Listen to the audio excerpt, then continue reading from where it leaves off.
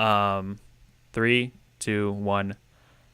Hello, everyone, and welcome to another episode of Nerdy Movie News Roundup, the show where we round up all of the biggest news in this week's of movies or whatever my intro is.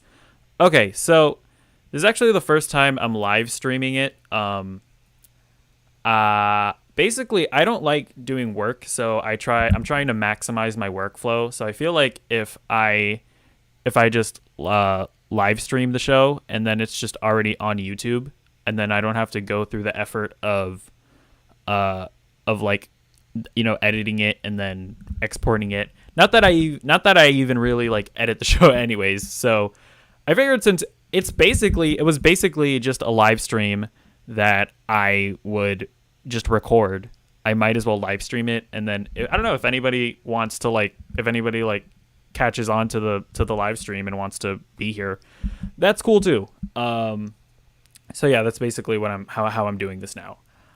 But yeah, so let's just get started with the first segment, which is trailer time for trailers. We only have one trailer today. Wait, what? What happened to the? I had a thing. I had like a window. See, this is already a disaster. I had a little window like this, but for the Hawkeye trailer, but it's not there anymore. What even? Oh, I'm an idiot. Okay, hold on. Okay, there we go.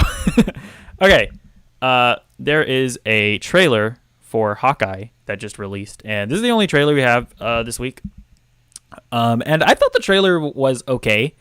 It definitely has a much lighter tone than I was necessarily expecting from a Hawkeye show, and I don't know. I feel like it was really just because of the way the character ended up in Hawkeye, where he was like depressed because his family died or whatever, and he was overall just a sad character. He's depressed because of that, because of Natasha. So he just seemed like it just seemed like this was gonna be a more serious show. Now that all that being said, like, even though this is a lighthearted trailer, I'm sure the show will have dramatic elements. Because like if you watch the trailers for Falcon and the Winter Soldier, they definitely played up the buddy cop aspect of it, but it was overall, I would argue, more of a drama than it was like a comedic buddy cop show. So I still expect to see, serious elements to Hawkeye. If not, it still very well could be a more serious show.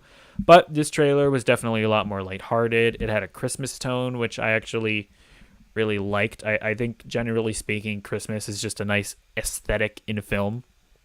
Then we have Haley Steinfeld in here. She's great. Love her. And she seems to be doing Kate Bishop like well.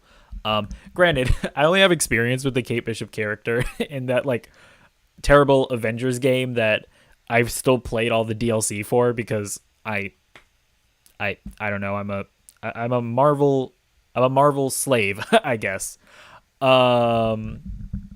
So yeah, there's that. Then there's a dog. Dogs are cool. You everybody likes a dog. He only has one eye, which is unfortunate. And yeah, also the other interesting thing about this is they showed like Jeremy Renner with like a hearing aid, which I believe, I don't know, I've heard people say that this is like based off like the Matt Fraction run of Hawkeye in the comics that everybody loves. I've never read it, but I think he's deaf in that. So I guess they're going to introduce Hawkeye being deaf in this, which could be interesting. Or maybe he's going to be losing his hearing over the course of the season. That looks like that could be a really interesting element. And I don't know, I like more grounded superhero stories, like at the end of the day, don't get me wrong, I like, the big budget, whatever CGI stuff. Like, I think it's fine, but like just using Shangchi as an example, I thought him beating up a bunch of guys in a bus was way cooler than a PS2 Shang-Chi riding a dragon, at the end of the movie. And like, I think that Hawkeye smashing the window, grabbing the Molotov cocktail and throwing it back at the guys is way cooler than, Thor smashing a rock monster. So yeah, I don't know. I like this is probably going to be a much more grounded show. And yeah, I think it looks like a lot of fun. Uh, but yeah, that was the Hawkeye trailer. Let me know what you thought of it. And yeah, here's the first official story. Okay, Eternals. It's a movie. It's coming out exclusively in theaters. It's been kind of a question as to whether or not it was going to be an exclusive theatrical release or if it was going to be one of these like streaming day and date movies, but it's been confirmed that it will get a theatrical release. This is coming from Variety. Disney announced on Friday that upcoming 2021 films Eternals, The Last Duel, West Side Story, Rounds Gone Wrong, and The Kingsman will get exclusive 45-day theatrical windows before moving to digital platforms. Yeah, I'm not surprised by this. I kind of figured that, and like industry insiders were kind of figuring that Disney was waiting for Shangchi to get released and to see how it does in theaters before committing. And Shang-Chi's doing pretty well. We're going to have to see how it does like overall to see if, like comparing theater versus theater and streaming revenue. But I mean, we already have Fast and the Furious 9 that's made around like $700 million worldwide, I think, which is really impressive. And we'll have to see how Shang-Chi does. I think as of right now, I think it's made like $250 million, which is okay. Well, hopefully it can make like at least $500 million, I would say. And then, because I don't know, Black Widow's weird because I was reading an article in Variety, I think, where like, I think it's only made like actually, let me look this up real quick. So I can stop talking out of my arse. Hold up. Black Widow box office. Just so that we can compare these numbers. So let's see. It looks like at the moment. Oh, hello, James Pond. No Time to Care. People are willing to wait 45 days and cut out theater going. They need to go back to 90-day theater exclusivity. Yeah. No, I mean it's definitely a thing. We'll see. I can't remember. Did Fast 9, did that have the traditional theatrical window? I'm actually not sure about that. Okay, so as of right now, so as far as box office goes, Black Widow has made $377 million. Now that's really bad, but I was reading an article in Variety a while ago saying that when you add on the Disney Plus Premier Access revenue, it's made around $500 million, which still not great for an MCU movie, but I was reading that and I was like, okay, well, I guess Black Widow, it's not like the disaster that we've kind of been making it out to be. And so looking at Shang-Chi, which I guess I might as well look it up real quick. Shang-Chi box office. And yeah, so Shang-Chi at the moment, it's made $264 million. Okay, they dropped F9 after 9 weeks in theaters. Okay. Or 6 weeks. Which is, I'm bad at math. How many days is that? Is that 45? Oh gosh. I'm bad at math. Yeah, it's like 40 something days, right? Am I Is that 45? Oh god. No, I'm going to lose my one viewer because I'm bad at math. Okay, but yeah, so yeah, that's definitely a shorter time span. That's like around 35 to 40. 45-day window. Yeah, no, I definitely think that 45-day window might end up being too short. But yeah, I agree with you. They probably should go back to 90. And this is just going to be like, it seems like the film industry is just going to be experimenting a lot and seeing what works and what doesn't work.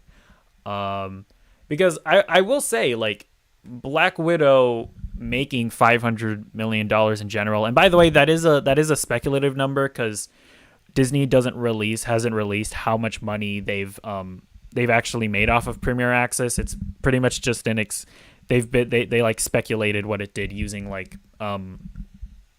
like trying to, I don't know. There's like a whole process that they go into it. I'm not going to get into how they do it, but it's basically using like they use like streaming providers, like Roku devices, and they try to get numbers from that to see how many people use that to watch Black Widow. But basically, they were basically speculating that it's made around $500 million, and if it made that much money, that's not that bad. And if Shang-Chi comes out and it doesn't make at least that much, I wouldn't be surprised if at some point we go back to streaming. But yeah, I do agree that that 45 days might be too little. But yeah, at the end of the day, this is still like such a new just space that we're working with that we're kind of have to wait and see. But yep, at least Eternals is confirmed as a theatrical release. And you know what else has a confirmed theatrical release? Mission Impossible, because it's wrapped filming. And it's coming from Variety. Despite setbacks from COVID-19 and a government shutdown with daunting protocols, Mission Impossible 7 has wrapped, bringing home an intricate production that persevered despite the odds. Yeah, I feel like this movie's been filming for like 9 million years. I swear, like throughout this entire pandemic, it feels like Mission Impossible has been like a movie that's just been filming. But yeah, it's done filming now, and that's cool. I'm really excited about it. The Mission Impossible movies are all pretty. Well, they're not all great. They've been great since like 5, right? I think that's generally where people come to agree. Much like Fast and the Furious. But yeah, I want to watch the movie. Just hurry up and get it done. Tom Cruise. Okay, next story. Mad Max Furiosa has been delayed. Is coming from Collider. Fans of Mad Max Fury Road are going to have to wait quite a bit longer to see the origins of Imperator Furiosa. Warner Brothers has officially delayed the release of Furiosa, the Fury Road prequel starring Anya Taylor-Joy in the title role, meaning that the film, originally slated to release on June 23rd, 2023, will now open on May 27th, 2024. So that's a massive delay. Now, I actually haven't. Okay, I'm about to expose myself here. I haven't seen Mad Max Fury Road, but I've heard it's amazing. I know I need to get around to it at some point. And I know just the existence of this movie is kind of weird because people were kind of assuming like, hey, everybody likes Mad Max Fury Road, let's get a sequel. And George Miller was like, nope, we're doing a Furiosa prequel. Oh, okay. Well, at least we'll get the great Charlize Theron back. Nope, it's not Charlize Theron. It's actually Anya Taylor-Joy, and people were like, "Oh, well, I mean, okay, I guess Anya Taylor-Joy's cool too." But it's just kind of weird how this movie's all come together. But yeah, that's a massive delay. I'm not sure exactly why they would delay it. I guess I wonder if maybe. George Miller, he's older, he's 79. Maybe he's really wanting to just get away from like the pandemic. That's just complete speculation on my part. Like, and he just wants like a smooth production or something. I'm not really sure, but I kind of, I mean, at the end of the day, this is like a franchise now that people really love and appreciate and, want to. Like, would just want to be great. So I assume that most fans are probably of the perspective that, George Miller, take as much time as you need, just make a great movie.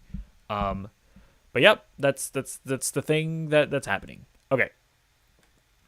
Wolverine was a video game announced by PlayStation at their PlayStation press conference, whatever thing that they did. Not a press conference, it was a showcase, it was a live stream.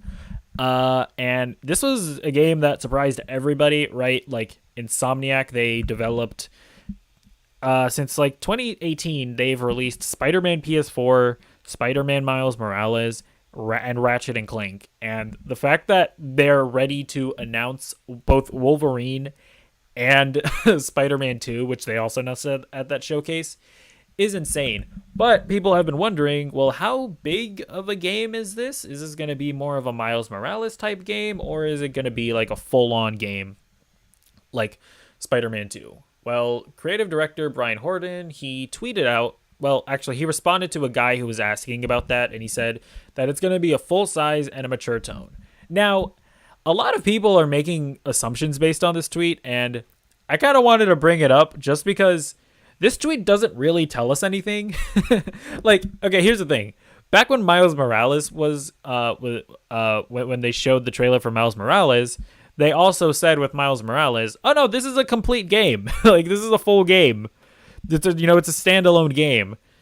And I mean, and it is, right? Because like, you kind of have to ask yourself, like, well, what is a full game? What is a standalone game? Like, obviously, Spider-Man PS4 is a full game, but I would also argue that something like What Remains of Edith Finch is a full game.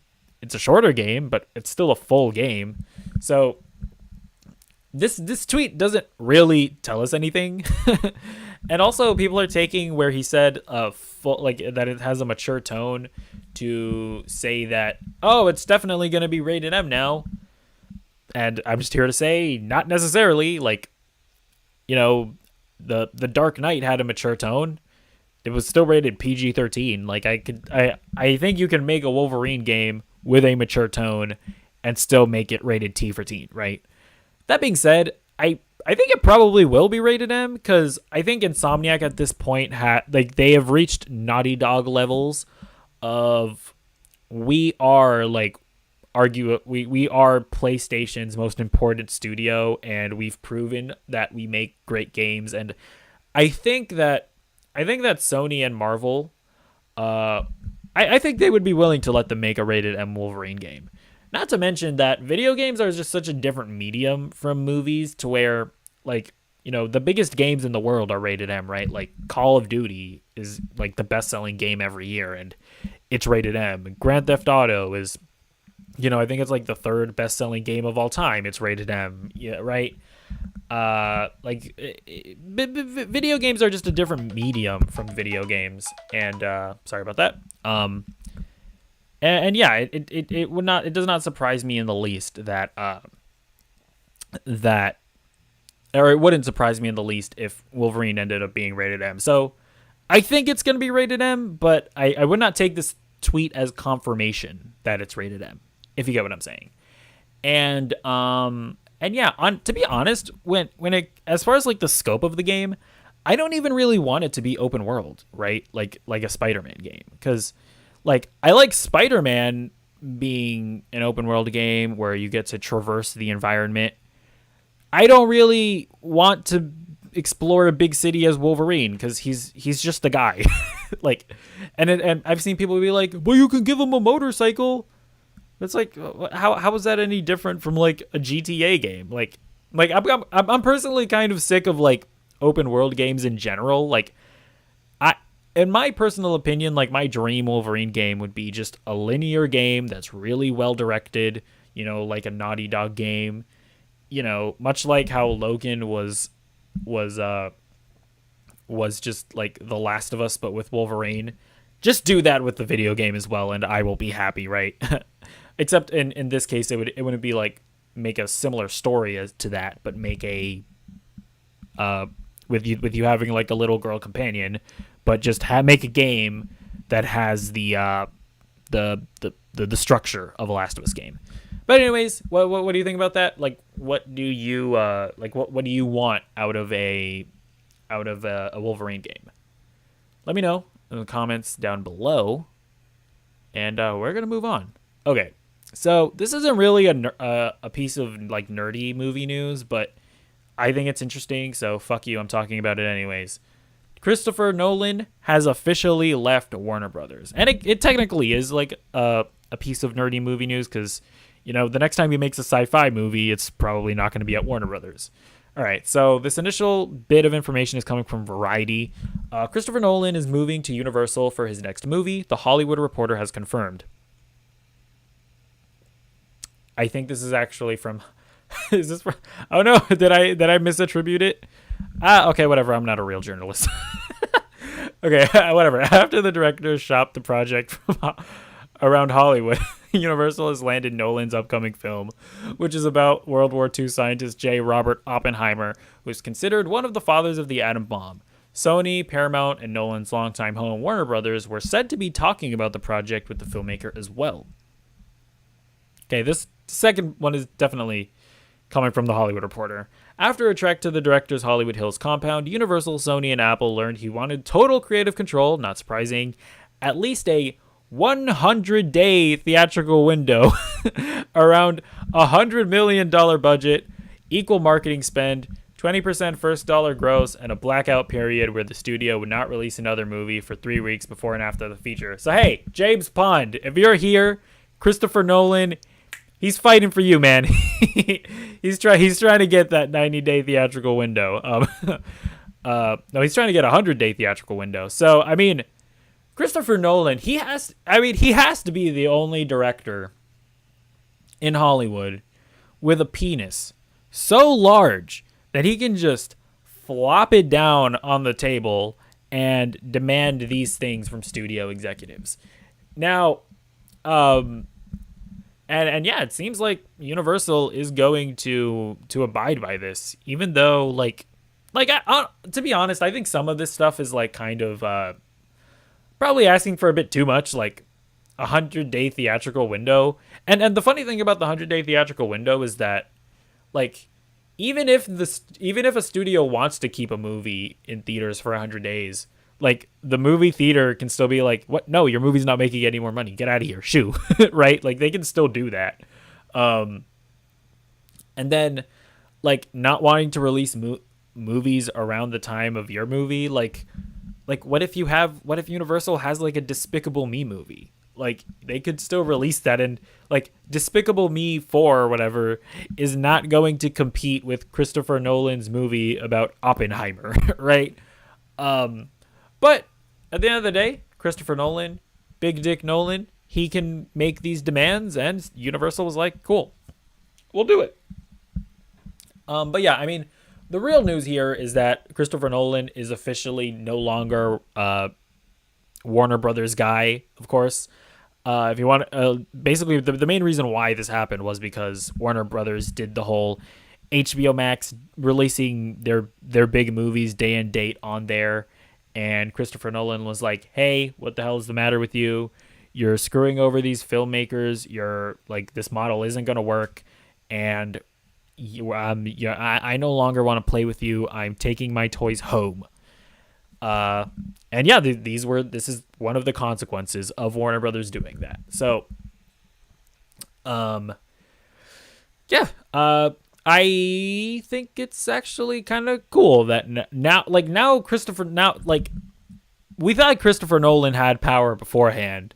Now Christopher Nolan is potentially in a situation where, for his next movie, he doesn't necessarily have to do it with Universal either. For his next movie, he can still have this sort of bidding war that he already had for whatever his next big sci-fi movie is going to be, and studios are still going to be just as adamant about wanting him. So, also the funny thing is that he wanted around $100 million budget, and it's been described as a modest budget for Christopher Nolan. The fact that 100 million, do you really need $100 million for an Oppenheimer movie?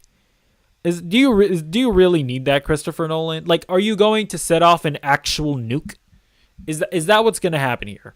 But I do like that $100 million budget movie is a scaled back Christopher Nolan movie.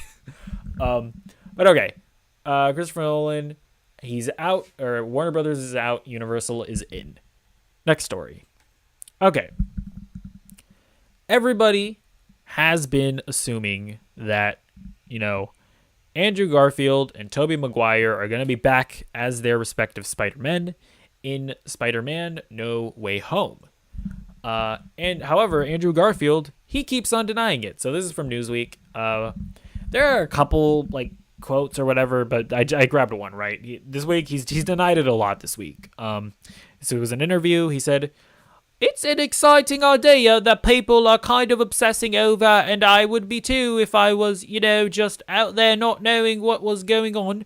But I do know what's going on, and I'm afraid it's going to be very disappointing for people," he added. That's my wonderful British accent. And okay, here is the thing.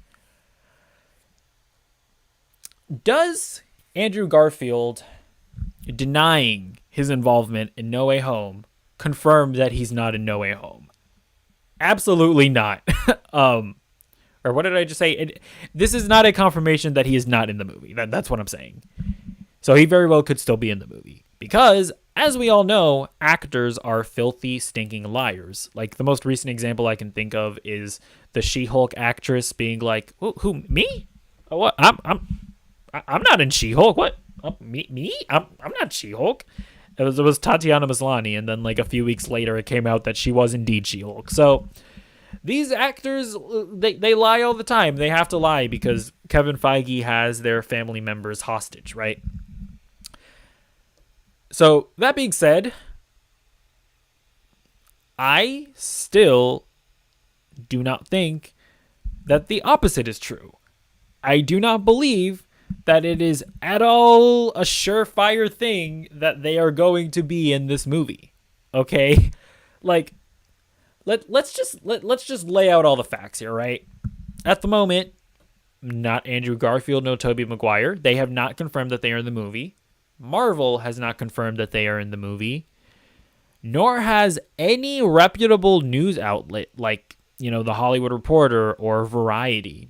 They have not reported on them being in the movie. Now, they did report that Alfred Molina was going to be back as Doc Ock. That's been proven to be true in the trailer. They've also reported that Jamie Foxx is going to be in the movie, and I think Jamie Foxx has confirmed that in like interviews and stuff. I could be wrong about that, but I'm pretty sure that's been confirmed. So clearly, they know stuff about this movie. But nowhere has it been confirmed that Andrew Garfield or Tobey Maguire are going to be in this movie. Now, when we look at the trailer also does not confirm that they are going to be in this movie. Now, you're sitting there yelling at the screen, telling me, but Alfred Molina, he's back as the Doc Ock from the Raimi movies. The Willem Dafoe, he's back as the Green Goblin from the Raimi movies, and Jamie Foxx is back as the Electro from the Raimi movies. How can you say that they're not going to be in it? Well, let me tell you. You see, nowhere in this trailer do we get a confirmation that Tom Holland was dropped, or that the Tom Holland Spider-Man was dropped in any of the other universes, or any of okay, I'm saying this badly. It was not, nowhere did that trailer confirm that the Tom Holland Peter Parker was like dropped into the Raimi verse or in the Amazing Spider-Man verse, right? That was not confirmed.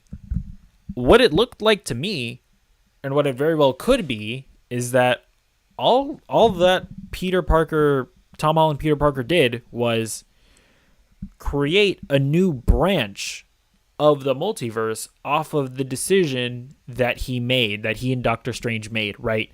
And this is a concept that they've been trying to like drill into us with these Marvel movies, is that the way time works is that when you change time, it creates another branch in the multiverse. And that's all that we really saw happen. So really what I'm saying is that it is totally possible that Spider-Man No Way Home is going to be more of a Flashpoint movie than a Spider-Man Into the Spider-Verse movie. Meaning that the Alfred Molina Doc Ock and the Willem Dafoe Green Goblin and the Jamie Foxx Electro, it is totally possible that those are just variants, right? Because Loki introduced the concept of variants. Those could just be variants of those characters, not the actual characters. And if by Tom Holland changing the timeline and creating a new multiverse, which that change erupted in different changes that caused the Alfred Molina Doc Ock to be a different, or that caused the Alfred Molina Doc Ock to like pop up in his reality. Like, if that change had that butterfly effect, that does not mean that then Tobey Maguire or Andrew Garfield would show up, because it would still be the Tom Holland Peter Parker's universe. Am I making any sense? Hopefully. Hopefully I'm making some kind of sense. All right. And here's the thing. We already have a variant from the Raimiverse in the Tom Holland Peter Parker universe. J.K. Simmons as J. Jonah Jameson. They gave it to us right in Far From Home. He is a variant of the J.K. Simmons, J. Jonah Jameson from the Raimi movies. It's not the same character. So there is already precedent for this.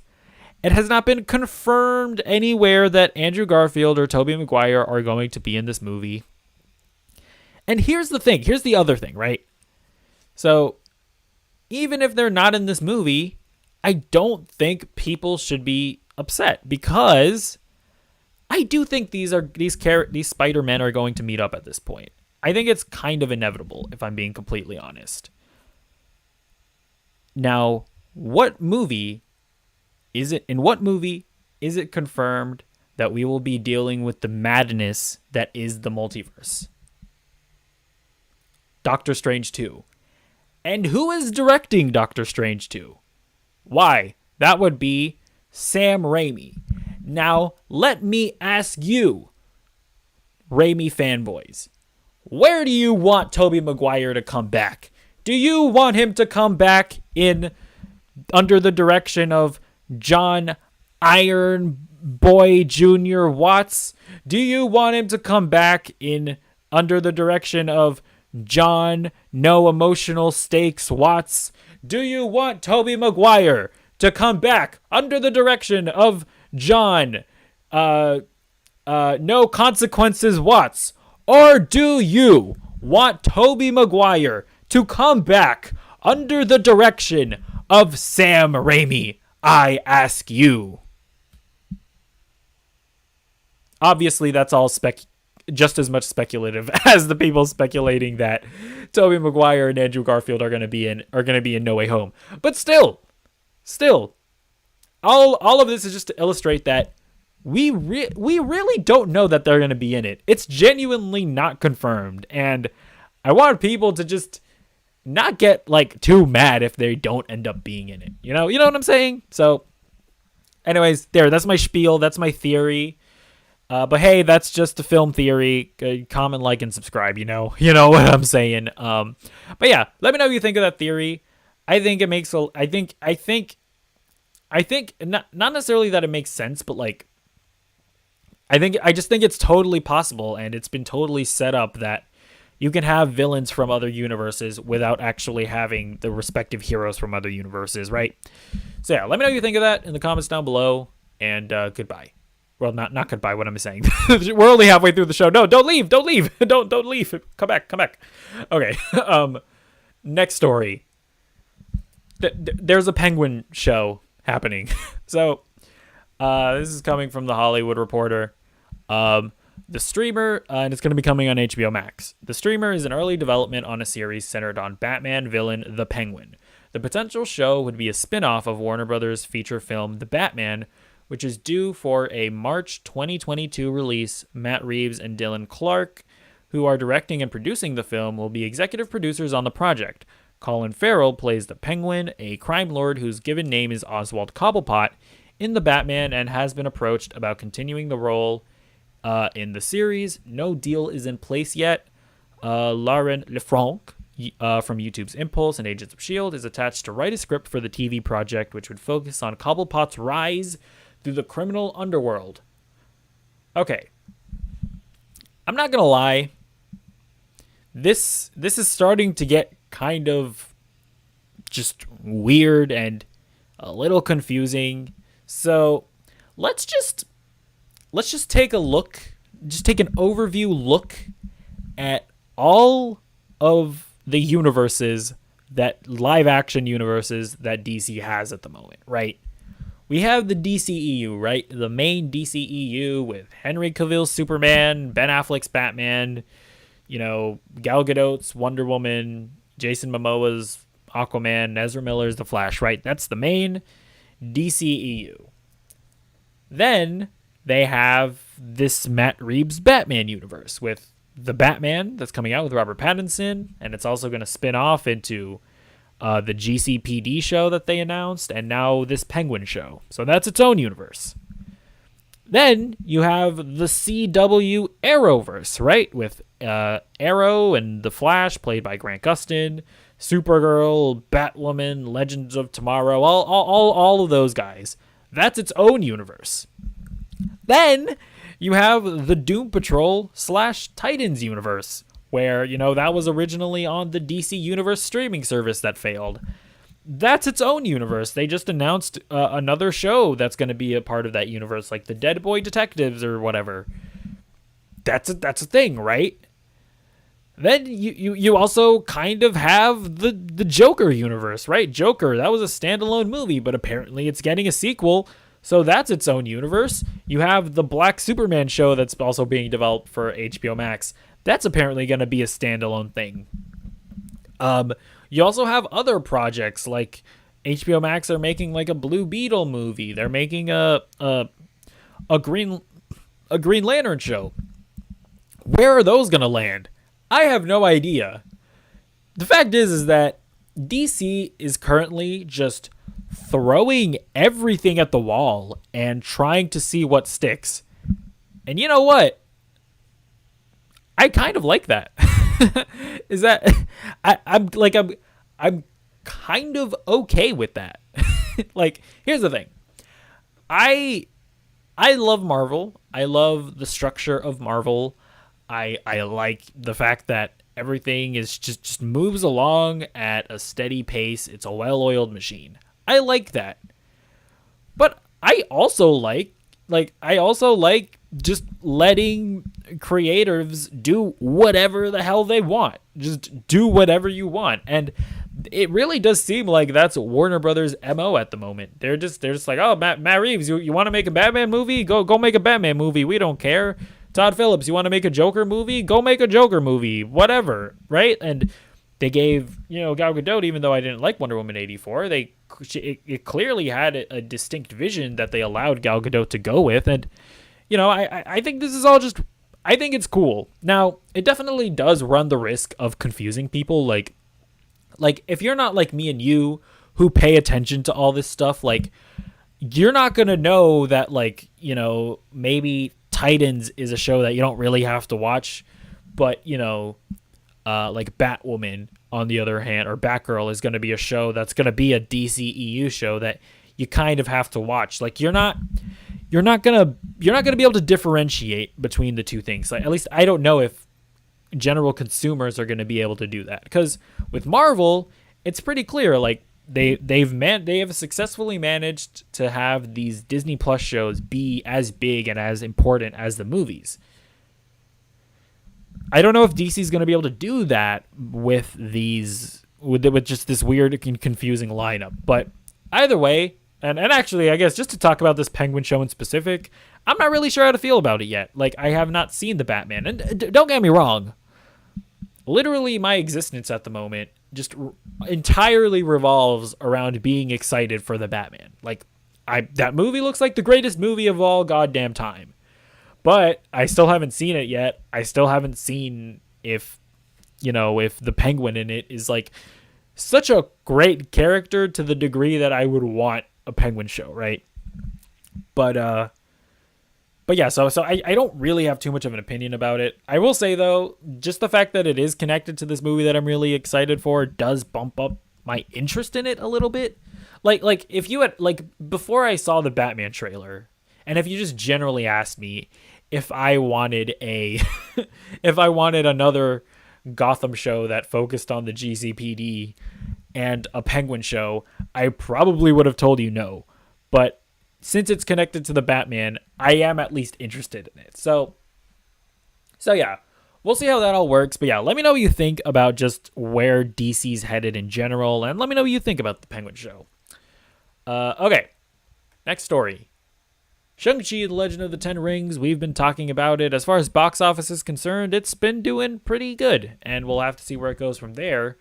But one thing that may impede it from doing all that great is, unfortunately, the fact that it has not yet been approved for a Chinese release, and there's a chance that it won't be.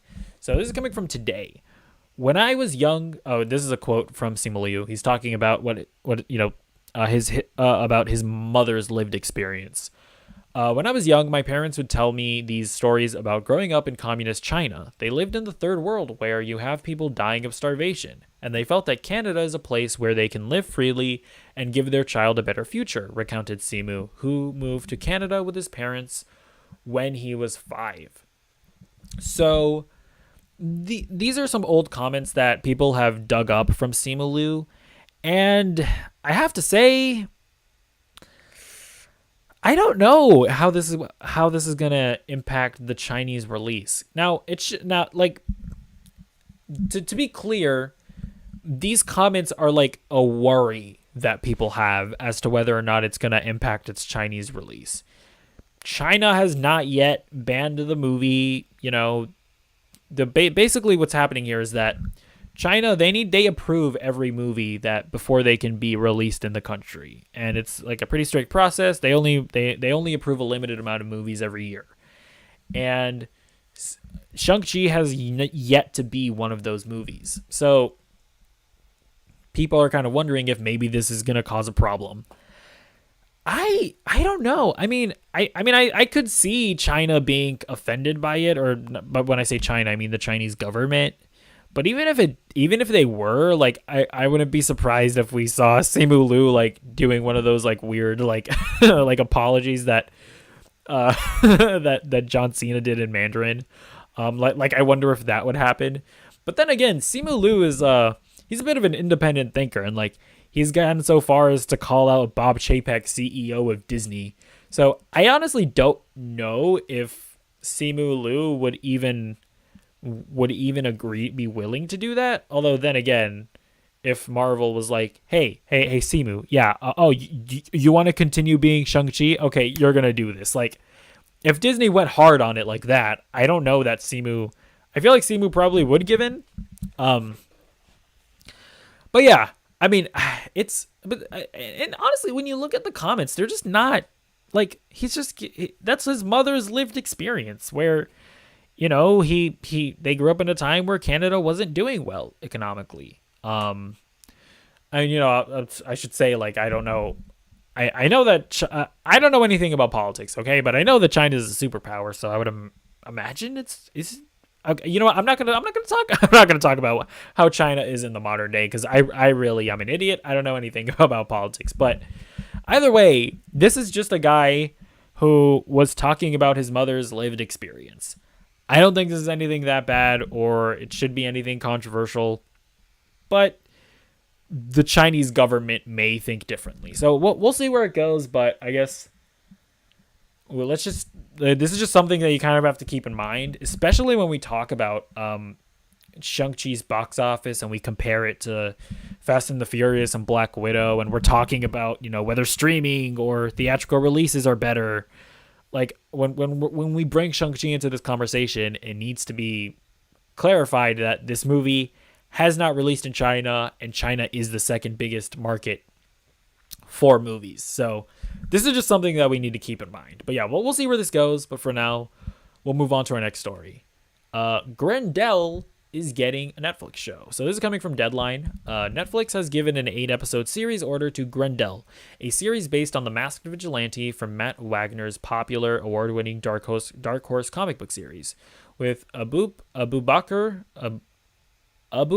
Ali, I don't know how to pronounce the name, I apologize, set to star in the titular role. With Ali's casting, he becomes the first Arab Muslim male actor to portray a series lead in a comic book adaptation. I think that's I think that's like a really specific uh a specific thing, because I believe the first one is going to be Miss Marvel.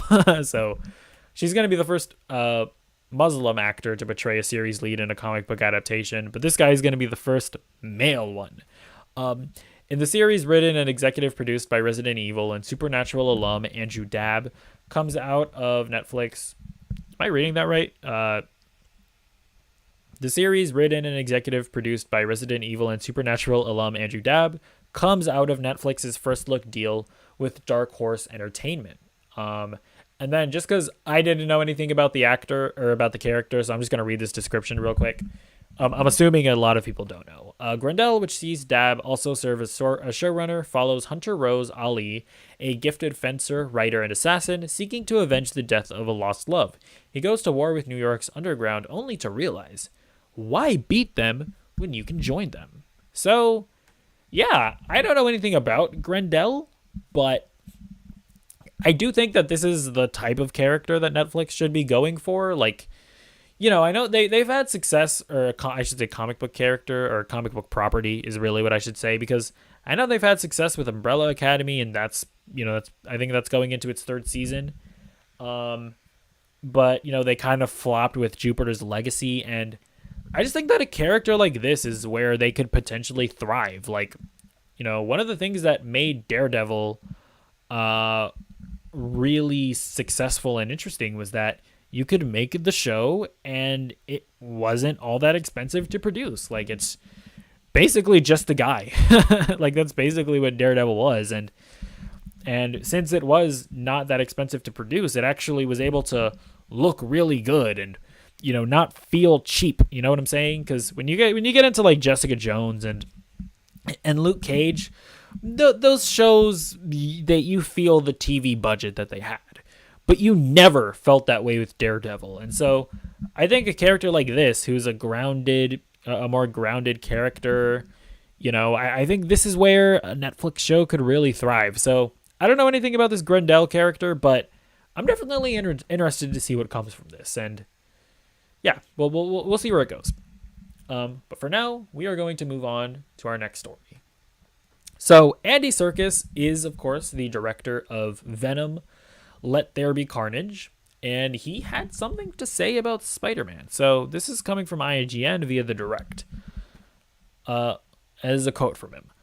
Look, that's the question on everybody's lips. They want to know if Venom... Oh, because they asked him if Venom was ever going to meet Spider-Man. They want to know if Venom is going to meet Spider-Man. But personally, it's never going to happen. Ha ha ho, I'm only joking. Of course it's going to happen. But I think there's so much. Look, it depends when you want to get there, and also what the appetite is. If people want more Venom stories than to jump straight to Spider-Man, you could be missing out on so many great supervillain characters in between now and then. So, in a way, by rushing into it, you might be closing the door. Now, I feel like we've all been kind of assuming that, yeah, at some point, Venom is going to meet up with Spider-Man. You know, the Morbius trailer already confirmed that the Sony universe is seemingly in the MCU, but then again, with the multiverse, there could be many multiple shenanigans happening there. But it seemed like the Michael Keaton in that trailer was like pretty definitively the Michael Keaton that was in prison at the end of of Homecoming, right? Like, it seems pretty definitively it seems pretty clearly to be the same Michael Keaton. But as I mentioned with with the No Way Home, with my whole spiel there, it very well could not be, right? And so, yeah. But it is nice. We've all been assuming that they're all going to meet up at some point. That's Venom and Spider-Man are going to meet up.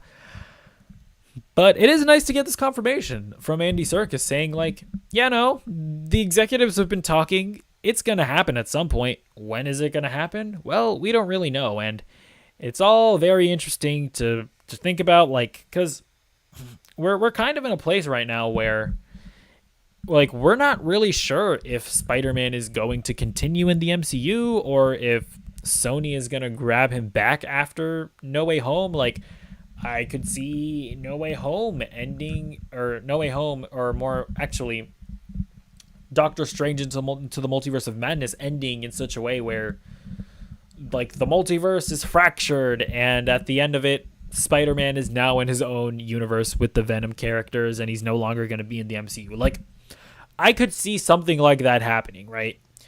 So, nice to have a confirmation as to the fact that it will happen. We will see Venom cross over with Spider-Man, but will it be in the MCU like I'm assuming most people want it to be, or maybe they don't want it to be? We don't really know. So, we'll see where that all goes. But for now, we're moving on to our next story.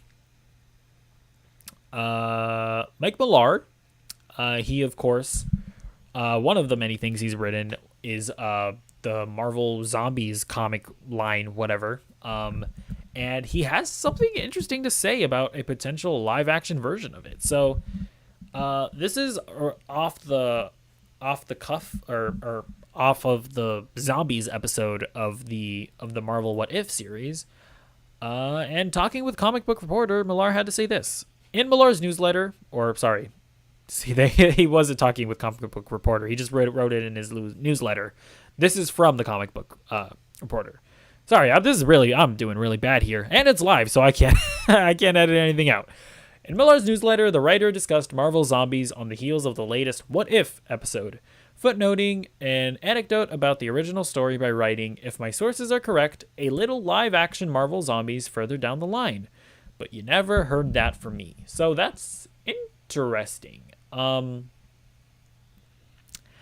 What could this possibly be? I mean, first of all, I'll say, like, I really enjoyed that episode of What If with the Marvel Zombies, and it's I mean, this is actually the case for, like, most of the episodes, but it is one of the episodes where it ended, and I was like, I want to see more of this. Like, I want to see where this goes, and it was actually, like, kind of unsatisfying the way that it ended, and that's also the case with a lot of other episodes of What If, but that's another topic for another time.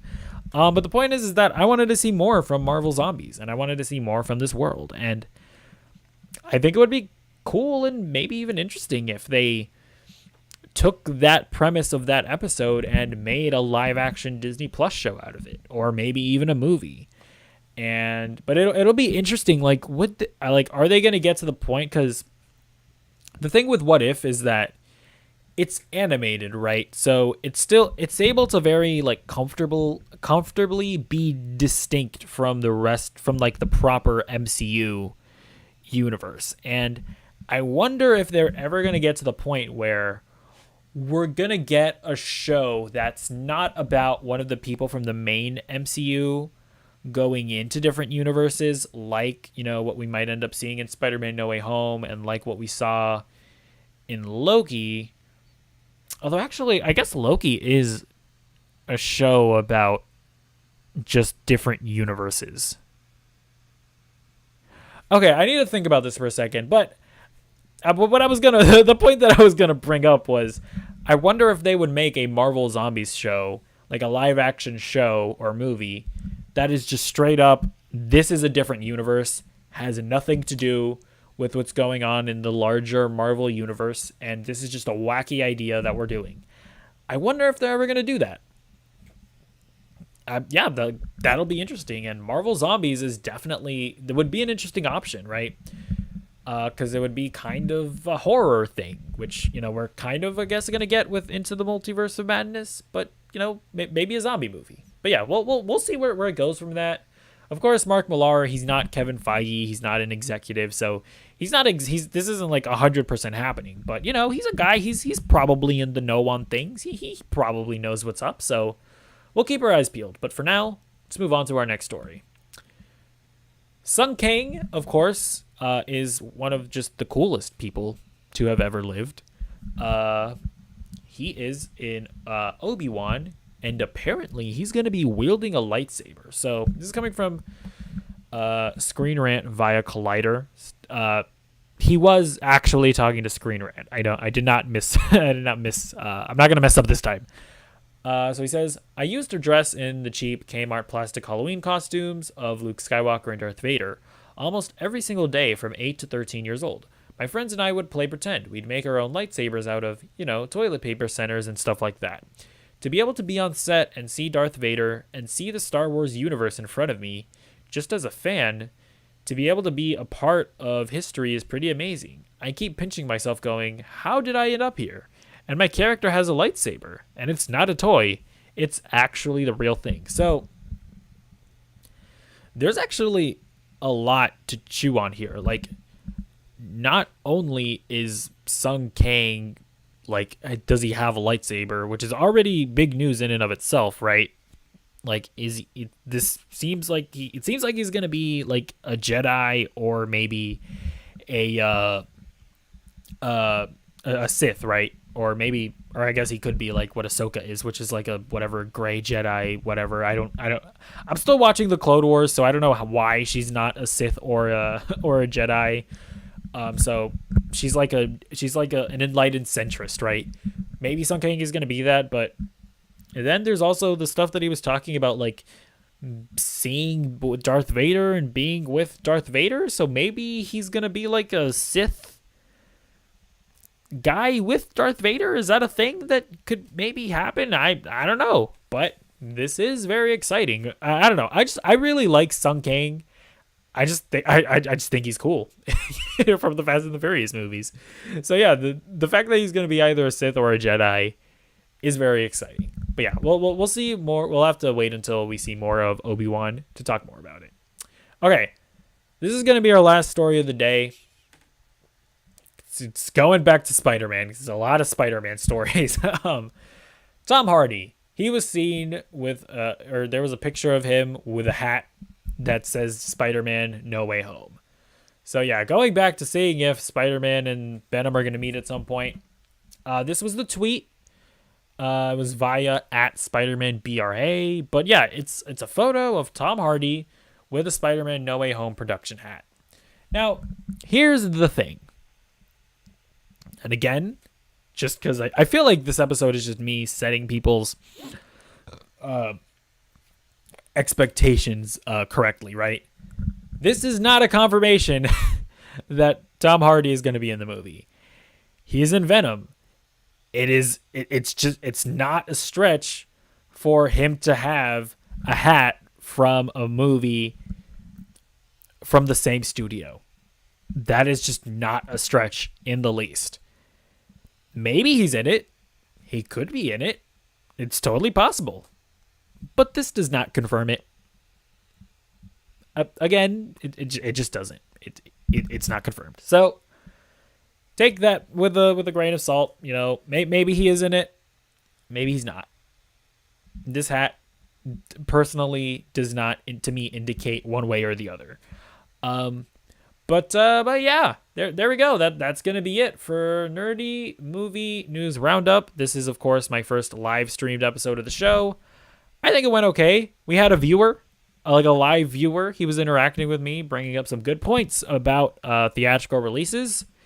I think he's gone at this point, so I don't know what that says about the quality of my content, but he was here at one point, and I feel like that's pretty good for your first live stream. And also my sister was here, but I'll probably edit that out before I start the episode. I don't know, but yeah, this has been the first live streamed episode of Nerdy Movie News Roundup. It is, of course, the show where we talk about the past week's news of nerdy movies.